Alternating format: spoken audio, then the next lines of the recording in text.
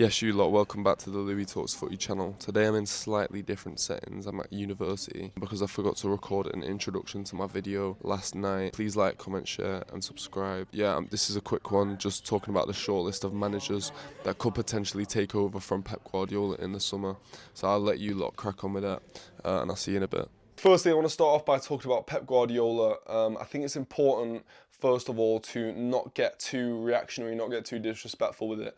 You know, a lot of people are straight away going Pep out, saying he's washed and all this. Like, let's respect the manager that has brought so many happy memories to all of us as City fans. You know, this guy's brought me some of the happiest memories in my life. But it's important to note that there has been growing frustrations within the fan base about Pep Guardiola and maybe ideas floating about that we need to freshen things up. In the Premier League especially, you need to be constantly innovating, and I feel like potentially there could be ideas drying up a little bit for Pep Guardiola. Maybe he's become a little bit too predictable. Over the past season and last season as well, obviously the results haven't gone our way. Last year we went trophyless. This year it's looking like we're out of a title race. You know, Arsenal keep leaving the door ajar for us to get back into the title race, and we've not been able to do that. So I feel like questions are being asked about Pep Guardiola now, and like I say, now there's starting to be ideas that Pep Guardiola will not be here next season. I want to talk about the first culprit, the first man on Manchester City's hit list potentially, the big name over the past 24 hours that has been thrown about, is Xabi Alonso. Obviously this guy did amazing at Bayer Leverkusen. He went invincible in the Bundesliga, obviously put Bayern Munich's winning streak to an end, and that takes some serious doing. You know, that is a massive thing for a manager to be able to do. It's a massive achievement, you know, with the players he had there in such a not really difficult league, because bar Bayern, it's quite an easy league. Everyone knows that about the Bundesliga.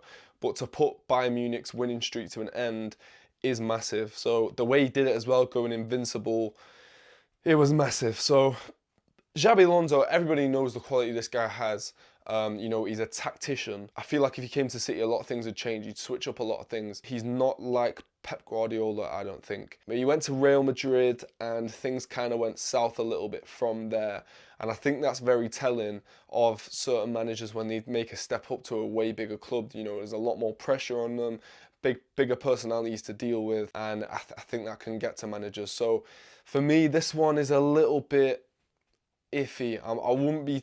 He's not the one that I'd want. He's not the main man that I would want to bring in if it was my choice. Obviously, I think it would be great. It's better than some of the names that are floating about. The way it all happened at Madrid, you know, the way I see it, obviously I want to be competing for Champions Leagues, I want to be competing for Premier Leagues, I want to be competing for major silverware every year. I feel like that should be the standard set at Manchester City. If it didn't work out at Madrid, and Madrid didn't want him, and it was, you know, I know it was kind of mutual, but I feel like he lost the dressing room a little bit in the end.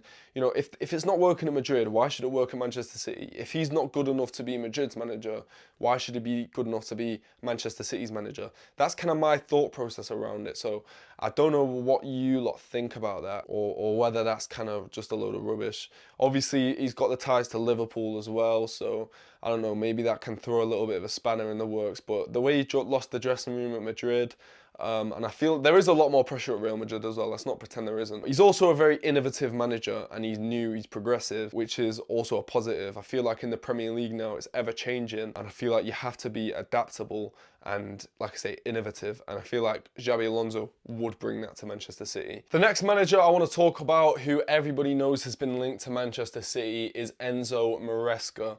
Now, my immediate thoughts when I think about Enzo Maresca and him joining Manchester City is get away from my club. I do not want you anywhere near the managerial position. I don't want you anywhere near the office at Manchester City. Please don't come near my club. And that is because I don't think this guy's qualified enough to take on a club the size of Manchester City, what we've achieved in recent history. Treble winners, Centurions, 4P. We want to get back to winning ways. I don't feel like Enzo Maresca is an upgrade on what we've got right now in Pep Guardiola. one bit. Even fresh ideas, I don't see it as fresh ideas. I just don't get this, other than the fact that he knows the club, he's got connections within the club. Other than that, I don't understand these rumours or connections at all. What's this guy's came up from the Championship with Leicester. He did a good job there. And then he got the Chelsea job, and with Chelsea, he was average. Yeah, he won the flipping Conference League or whatever, and he won the Club World Cup. That's not enough for me at all. When I look at this appointment or look at these rumours, it feels so uninspiring. It just doesn't feel like what Manchester City need right now. I feel like it'd take time for the players to actually appreciate this guy and get on board with what he wants to do. Going from someone like Pep Guardiola to Enzo Maresca, it's a bit of a difficult one with Enzo Maresca. I personally would not want to take the risk on this guy. But like I say, there is positives as well. So he is obviously very similar to Pep Guardiola. He's from the Pep Guardiola Academy or School of Managing. Like, if we've got Pep Guardiola, we don't need Pep Guardiola's understudy. You know what I mean? We don't need someone that wants to be Pep Guardiola when we've got Pep Guardiola. That's not, did you hear what I'm saying? It's not an upgrade. You lot let me know in the comments about what you lot think about Enzo Maresca, because like I say, I personally just can't see it, and I don't want him at Manchester City. But yeah, let me know in the comments whether you lot think I'm being too harsh on Enzo Maresca. Another name that is being thrown about, and has been for quite a bit now, around Manchester City and around the potential managerial role or job after Pep Guardiola, is Vincent Kompany. Now, this is a man who is held very close to the hearts of Manchester City fans. He knows the club inside out, will take on a similar style of play to Pep Guardiola. Now, I find this one a little bit difficult. Long story short, I don't want this guy at Manchester City just yet. Obviously, I love Vincent Kompany, and I want him to come to Manchester City and win the lot. I want him to come and be the most successful manager in history. I want him to be the best manager of all time. But right now, I feel like it's a little bit premature. He obviously was at Burnley. He came up, won the Championship. He did very well in that year. You know, Burnley playing some really good football. Is a really good, you know, style of play that Vincent Kompany implemented at Burnley. Now, that worked very well in the Championship. Ultimately, it did not succeed in the Premier League. But I think it's fair to say a lot more difficult to play that style of play that he wanted to implement with Burnley, with the quality of players that he had at Burnley. So, I don't know, maybe given Manchester City and the quality of players we have and the money that we can invest into him, it will be a very different story. I am obviously sure, like, we're not going to get relegated, you know what I mean? But it's important to note that he did relegate Burnley again after he came up. He didn't manage to stay up. So maybe there's some issues there in terms of adaptability. It's whether he could do that and make the step up back to the Premier League.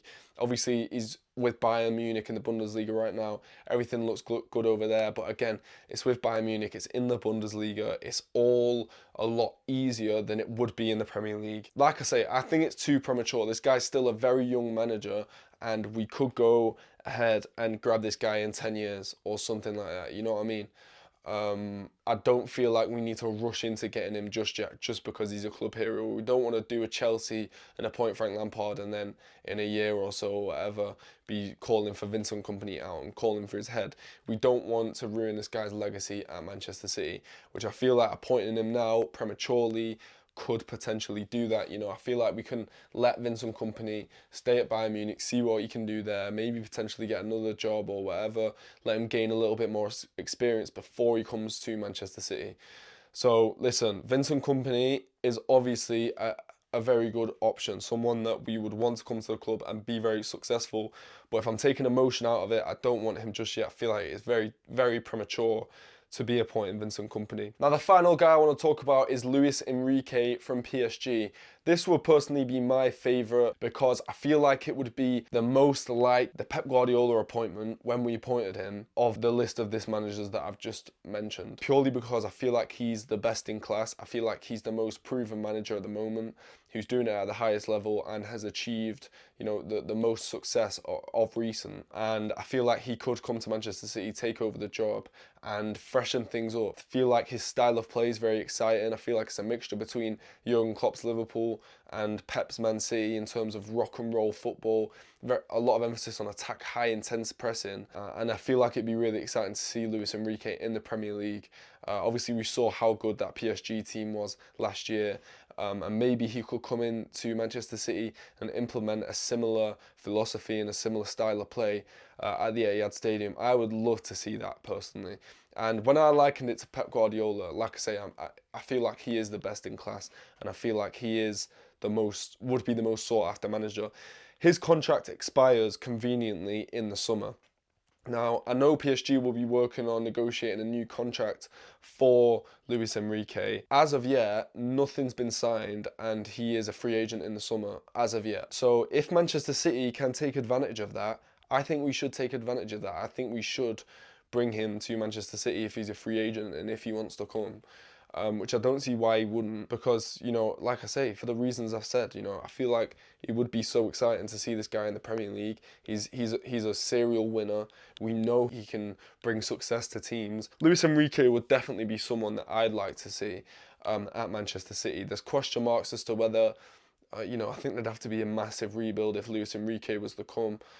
You know, like, PSG don't particularly play with like a big target man like Erling Haaland, so there's complications there on implementing his system and his style of play with the players we've got at Manchester City. I think it's an interesting one, and especially with him not signing a new contract yet at PSG, it's definitely something to be looking at and to be monitoring. So for me, he would be top of my list of people to bring in.